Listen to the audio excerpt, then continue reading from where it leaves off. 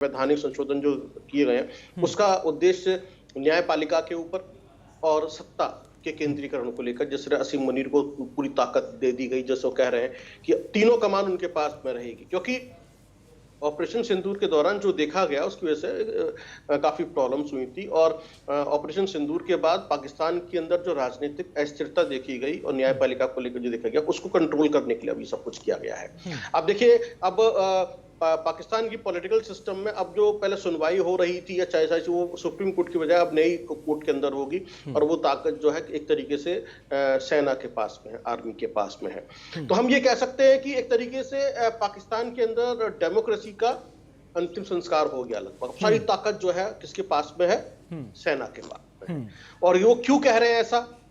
क्योंकि जहां भी जिस देश में अस्थिरता है, राजनीतिक रूप से, सामाजिक रूप से, और चीजें ठीक नहीं है, वहां पर अमेरिका की नजर है। मैं वो दोनों एंगल से उसको कनेक्ट करके देख रहा हूं। और जिस तरीके से सैन्य कार्रवाई होती हैं और एयर सिस्टम की बात होती है या हवाई जैसे हम युद्धों की हम बात कर रहे हैं, उन्होंने कहा कि हम इसके लिए पूरी तरह सक्षम हैं, सारी चीजें हैं। तो उन्होंने एक सीधे सीधे बताया है कि हम आने वाले भविष्य के लिए यदि कोई भी इस तरह की हरकत होती है, चाहे पाकिस्तान की तरफ से हो या किसी अन्य देश की तरफ से हो, तो भारत का जो रक्षा प्रणाली है वो मजबूत है, सुदृढ़ है, और हम साइबर अटैक को लेकर भी या फिर हम आईटी लेवल पर जो भी समस्याएं आएंगी या युद्ध लड़ा जाएगा, उसके लिए भारत की अपनी अलग रणनीति है।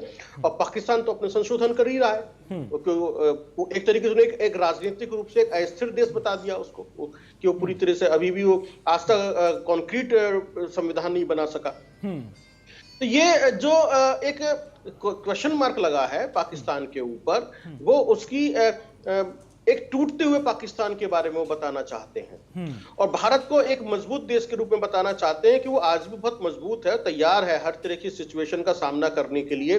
चाहे फिर हम जैसे पिछले शो में मैंने आप ही के चैनल पे डिस्कस किया था एक सवाल के जवाब में डीप स्टेट के बारे में कि किस तरीके से काम करता है, तो हम पूरी तरह से तैयार हैं। ये सीडीएस हमारे अनिल चौहान का जो कहना है वो ये है। और मैं समझता हूं कि अब पाकिस्तान के अंदर अगर इस तरह के हालात हैं और बार बार चेंजेस हो रहे हैं कि सारी चीजें सेना के पास में रहेंगी, वो देखेंगे, चाहे जजों की नियुक्ति हो, न्यायपालिका हो, राजनीतिक अस्थिरता हो, या फिर हम जिस तरह फेडरल कॉन्स्टिट्यूशनल कोर्ट की बात कर रहे हैं, वो सारी चीजें जो है बताती हैं।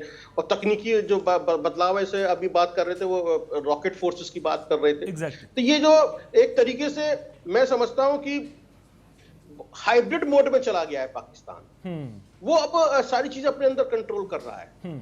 और भारत को इसके लिए तैयार रहने की जरूरत है कि आने वाले समय में हम तैयार रहें और हर तरीके से तैयार रहें। और राजनीतिक रूप से हमें अपने संवाद को बढ़ाना पड़ेगा।